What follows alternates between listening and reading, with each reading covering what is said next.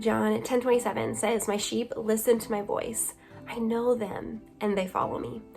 This was one of the very first Bible verses that I memorized as an elementary student. I went to my friend's church several times throughout the summer, and I had to memorize a bazillion memory verses and say all the books of the Bible from memory, be in attendance and bring my Bible and participate and do all these things to earn points so that I could afford to go to church camp. Very effective because I really love church camp. And so this was one of the very first verses that I learned. My sheep listen to my voice. I know them and they follow me. And I remember as a young child just thinking about this verse a lot and being like, God knows me and we can listen to his voice. And it's so cool as an adult now where I get to share a testimony with you ladies here about how that's been true in my life. How you can know God's voice and listen to his voice and follow God in that manner. And so a little bit about me, I started prayer journaling, which is literally just journaling your prayers, when I was in high school. I don't know why I started it. You're in high school, you go through a lot of emotional things and changes, and I guess that's where it began.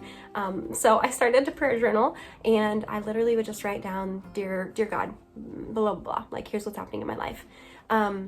And after doing that for a very long time, when I got to college, I started to transition from just like prayer journaling and spilling out all of myself to the Lord through that page, to creating space to listen for God and listen for his voice. And how I would do that, and how I still do that, is I use 2 different color pens, and I put all of my thoughts and my things as I'm writing is in one color. Usually it's like black or blue because I like God's words to stand out. So then anytime I put anytime a thought comes into my head where I'm like, I don't know that was actually my thought, then I write that down in a different color. Usually it's pink or purple. And so then I go back after I'm done. It could be as soon as I'm done, or maybe even a week later or a couple days later. I go back and I reread my journal, and I test and approve, and I see, do the things that I thought I heard about God speak to me, do those things line up with his character, or do they line up with maybe the enemy's character, or was it just something floating around in my brain that got in the way? And that actually really, really, really has been helpful to help me recognize and distinguish what God's voice sounds like, who his character is, and what it feels like. So after I look at things that I heard, and to be honest, it's so silly. Like, I remember very early on prayer journaling, and all of a sudden a quote from Full House, the original Full House series, popped into my head, and where Bob Saget was giving some encouragement to his daughters, and it popped into my head. I can't even tell you what the quote was, but I knew that was from the Lord.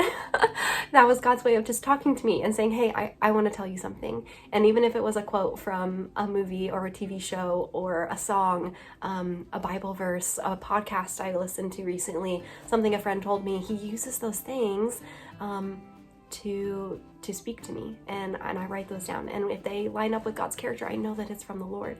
And so that's kind of what that looks like in my life. And then there are times where I hear things in my head and I write them down.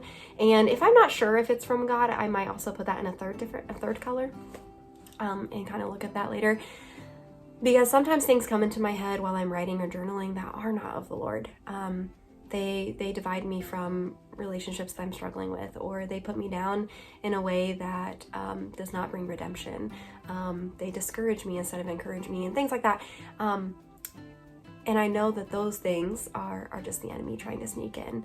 And so that's been really helpful, just to recognize those 2 pieces and those 2 voices that are present. But I want to encourage you all, ladies, you can hear God's voice. You can learn to know what his voice feels like and sounds like. And it's so silly because, to be honest, his voice also sounds like my voice in my head, but it's different. It's sweet. It's like when you breathe in crisp spring air. It's light and fresh, but instead of cold, it's warm and familiar. It's really close. That's what it feels like for me. And you start to crave it, and I hope that you guys learn this and become so familiar with his voice, because it will guide you like none other. But the huge thing that I want to encourage you guys today is just to make space. We can see through the whole Old Testament that God is calling his people just to create space for him, to build this tabernacle or this tent or come around this mountain or whatever it is, this temple or whatever it is. And he says, hey, just create space for me. Just create space for me, and I will come and fill it.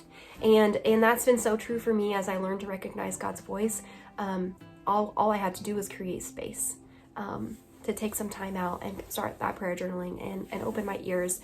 And part of creating space is creating or preparing the space.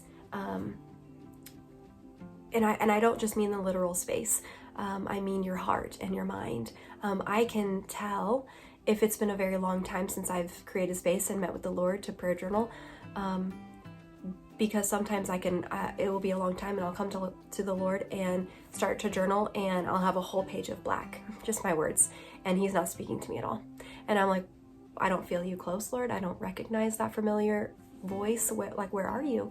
And a lot of times those are times where it's been too long and I have flooded my space, my mind, my heart, with so many other things, and it's too crowded and I cannot hear the Lord's voice. I've watched too much of this Netflix show, I've read too much of this book series, and all of that is just flooding in my mind. And sometimes it's confession. I need to confess and come right with the Lord about some things before he gets real with me and he speaks with me. And so creating space and preparing that space are both very important in this journey with the Lord. Not just in recognizing his voice, but in studying scripture and all kinds of things. Create space and he will come and fill it. So that's a little bit from me to you. I hope you guys are having a fantastic day. I wish I could be there with you. My babies and I all say hello, and hopefully we'll see you all soon.